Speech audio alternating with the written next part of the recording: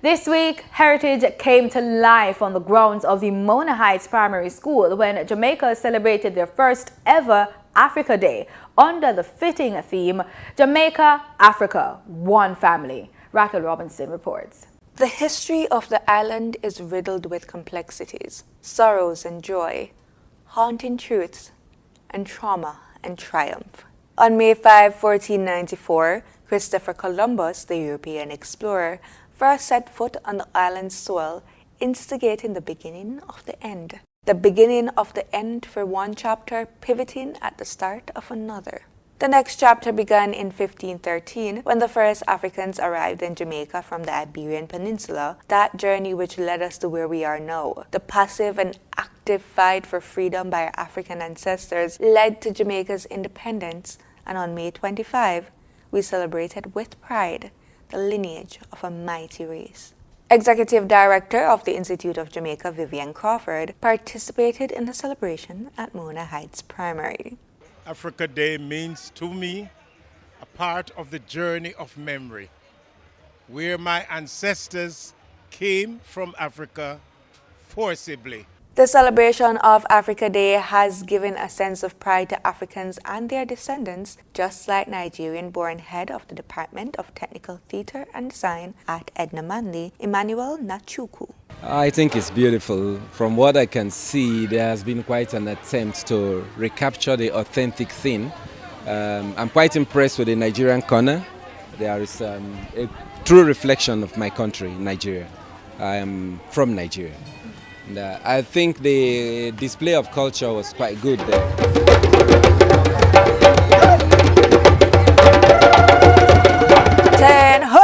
A lapa or larpa, or what we commonly know as a hut, is a structure that usually consists of a thatch roof supported by wooden poles, creating an open-sided enclosure. African lapas are commonly used as a semi-open entertainment area, and the word lapa derives from the Sesotho word for homestead or courtyard. But housing a roof over our heads to keep us safe from the things that go bump in the night isn't the only thing that we've adopted.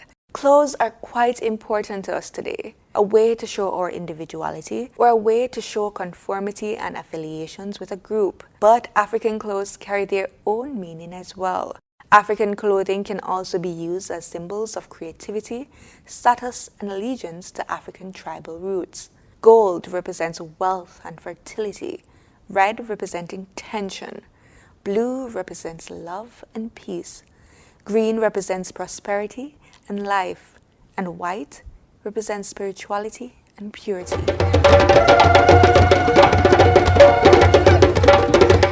Foods represent a source of nourishment. Traditionally, the various cuisines of Africa are usually a combination of plants and seed-based dishes found on their land. In some parts of the continent, the traditional diet features an abundance of root tuber products. As I always say, don't yuck my yum. And as Jamaican people always say, music is food for the soul. And who else can move to the beat of their own drum like Africans? Now, yes, of course, the history of all these things can be told through books. But what of another way? A way filled with colors, with emotions, evokes laughter, fear, lessons, and a sense of community. It is the way the ancestors, how history was originally taught. The history of all these things can be told through stories. Storyteller extraordinaire, writer and director of children's play and contemporary stories, Amina Blackwood agrees. We talk about storytelling as the vehicle of memory. In Burkina Faso, they have 5 elements.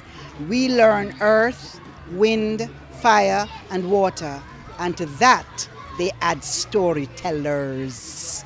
That's how important we are. Reporting for PBCJ News, I'm Racquel Robinson.